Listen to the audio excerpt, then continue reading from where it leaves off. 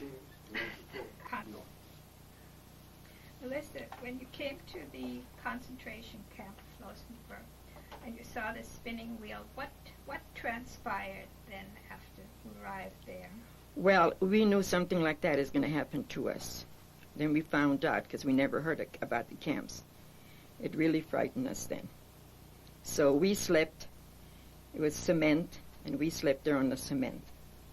They gave you a bowl of beets or whatever it is for those 3-4 days. I can't recall how many, 5, whatever it is. Were you able to keep your clothes, or? We had our clothes, yes. Then from there, they took us. We weren't the only ones there. There were from Czechoslovakia, there were from Hungary, there were from Poland transportations coming. There were different countries, and they were, at that time I think they were taking them by thousands in the camp. Because we weren't only, this wasn't only from Yugoslavia. Transportation came in Hungary from all different countries. And we can hear them speaking Hungary, Polish, Czechoslovakia. And from there, they took us again to a camp. We came in that camp. By train? Yes, again, those closed. We had a little bowl, and they give you, I think, once every 2 days something to eat, and that was it. So we came there in the camp, and really, then we knew. Which camp? Do you know which camp? Ravensburg, yeah. So when we got into camp, the camp is all walls, and it's all electricity. So if you're tired of just standing next to the wall and you're dead. So they first took us in. There were a lot of Jewish people, I don't know from what country and that. As they were coming, they were taking the little children on one side and the mothers the other. The mothers didn't want to part, so they went with the child. I mean, they didn't live. They went straight in the gas, the children and the mother.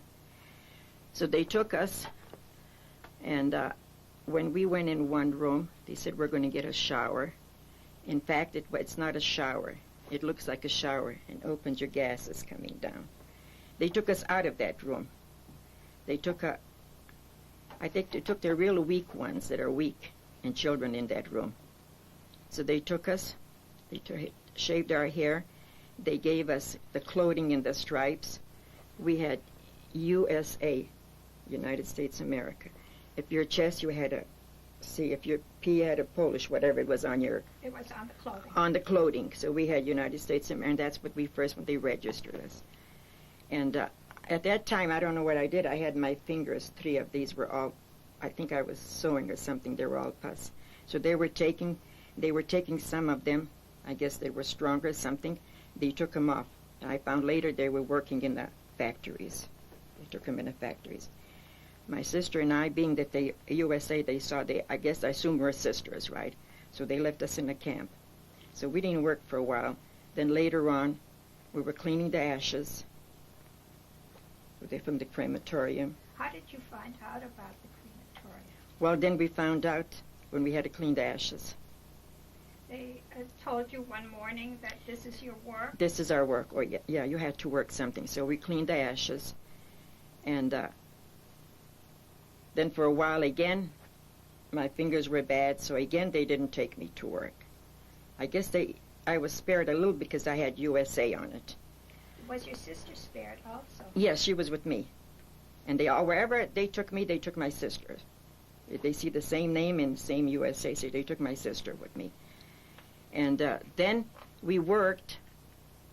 We had to sit on a little stools, and we had to chop little woods. There were little pieces of wood with a little hatchet we had. I don't know what they needed, those little woods there to be chopped. So we were working on that for a while. We had once daily a bowl of some kind of soup, whatever it is, and we had that, and a piece of bread. That's all we had.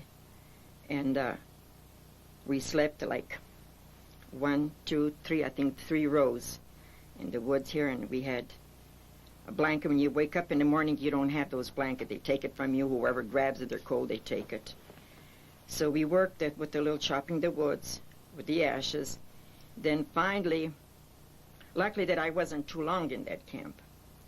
Then finally they had all the factories there in the camp. What kind of factories? I don't know, I know one only what they had. But every morning we'd have to get up, I don't know what time, and we have to stand. And when we stand, we have to stand where we can put our arms this much apart, not here, An arm's length apart. this much apart, until they can count us there. And then we have to march. And if they see that you're weak, they call that number. That means you're going in a gas, because they have no use for that person. So later on, they needed, I guess, somebody to work in a factory. I told them always that I knew how to sew, which I did. All 5 sisters had to take sewing designing. And my dad said, when you come back in the States, you'll know something, which really helped us. When I came, I did have a knitting shop in my sister in Beverly Hills. It did help. So I just said we know how to sew. So they took my sister and me in the camp. There was a factory making uniforms. So we worked in that machine, and that saved our life. And How was the life in the factory? What kind of work did you do in the factory? sitting at the machine and The sewing machine? sewing machine, that's right. And you make uniforms for the Army? I guess it was you for the Army. Yeah, that saved us our life rather, because we knew something. So I think they gave us twice to eat then, and a piece of bread. And we worked there. One day, well, we didn't know what's happening, but one morning they came with a big bottle, a needle, and told us to roll our sleeves up. We thought they were going to now, give us a shot. They were dying of typhus and different sicknesses, I think, and they needed us, so they gave us a shot. Oh, the people in the camps were ill. Oh, yeah, they were dying. Then they were dying mostly, all the sicknesses. So they came to you? And they came, everybody in that factory, and they gave each one bottle, one needle, and each one the same needle for same everyone? needle, everybody. They gave everybody. So we didn't know. I mean, we thought, well, they're going to kill us now. But no, we lived. And I don't know when was it, but we didn't have nothing with the outside world. We didn't know anything. So one morning they came. After every night and every morning they count us. We have to go here and here. And they came and called us that number off, a USA, and there was a number. What was my number? I have it someplace here. I have it from the Red Cross, my number. And they called those numbers, and my sister went there, and they said, well, we're taking all the Americans. There was about 30. 30 Americans? Yeah. He said, we're going to take we didn't know exactly. He said, we're going to take all the Americans, and we're going to let you have a shower and give you clean clothes, and Red Cross is going to come and pick you up. What did we know? That crematoria is burning day and night. We were weak. We didn't believe them. So one morning, they were taking everybody out of the camp, and 30 of us were in one room. Well, how did we know if we're not going to be gassed? So my sister and I and 2 or 3 Americans joined the crowd, and we walked on that death march. The death march, where did it go? Well, we walked from Ravensbrück, and we found out later that on one side the Americans are coming and the Russians are coming, and I guess they didn't want to give us to the Russians. They were taking us towards the Americans, right? And we walked, I think it was 3 or some days, and if it was another day, we couldn't. I think it was it was in the evening. In the morning, there were 3 or 4 white buses with the Red Cross going towards the camp. You were walking towards these buses? Or No, we were going... against the bus? We're going out of the camp, right? And the buses are going towards the camp. How did we know? When you see that crematoria burning. So the rest of the American citizens that were there, 3 were with my sister and with me, and the rest, I guess, waited. But how do you know what's going to happen? And they were going toward the camp. The death march, how many people, was it 4 across, 5 across? It was a row. I don't know how many across, I can't tell you. Was it during the summertime? Was it cold? I was free May the 3rd, 1945. So what was it? Was before then? Yes, So a few days before that. In April. Did you have food on the death march? No, they didn't give no food. Did you have shoes on? With the shoes, we had those shoes it's a wooden white cloth, and that same clothes on. There's no food. We were walking. You couldn't walk. You just lay down there and they didn't want to even shoot you. They just hit you with the gun, and you're dead.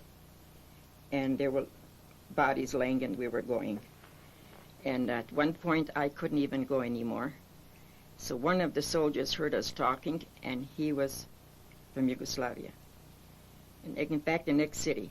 So he told me on Serbian, don't lay down because you will be dead. Just keep on walking a little more, you'll be free. So we walked. And it started raining, and you couldn't walk anymore, so they all lay down. Then all you can see the Nazis taking from the men their clothes off and putting their clothes on them, taking and cutting their whatever they had this year, the officer, whatever. They were cutting that, taking the clothes, and they put their clothes on, and they were one by one disappeared. We were left on the rain, on the road. These are country roads. Yes, and they just that's how a lot of them escaped like that. And then the Russians. Did you pass any farms or villages? Yes, we did. And what did the people in the villages do? No, in fact, we were passing through a town before that, and I recognized one of our neighbor, a German.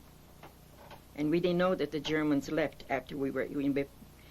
And we told her, just let us go inside the house. She says, no, I can't let you do that.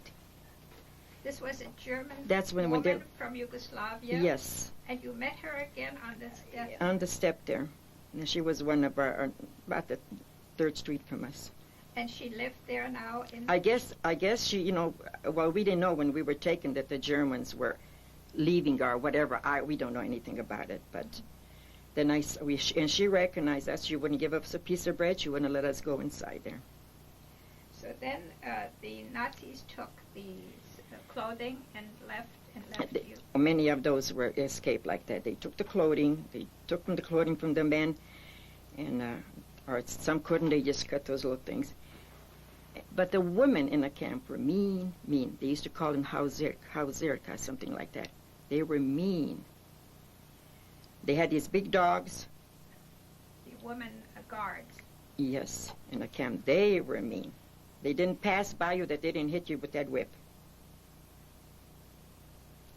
And then as we were going, and we lay down, it was raining, then we saw a big, I guess it was a farm, and we walked inside, about 100 of us, and lay down there on a straw. It was pouring.